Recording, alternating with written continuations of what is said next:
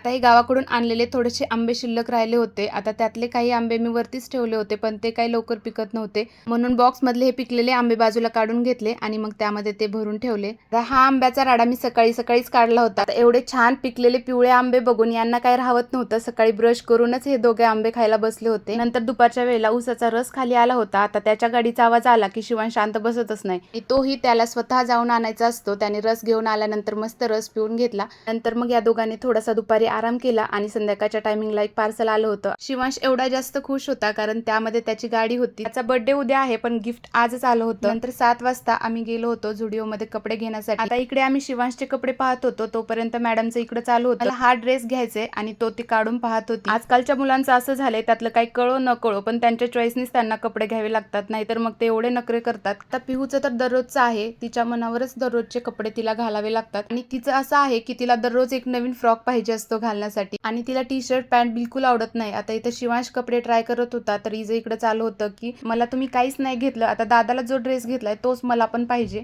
असो, चला तर मग भेटूया नेक्स्ट व्हिडिओमध्ये. तोपर्यंत बाय बाय.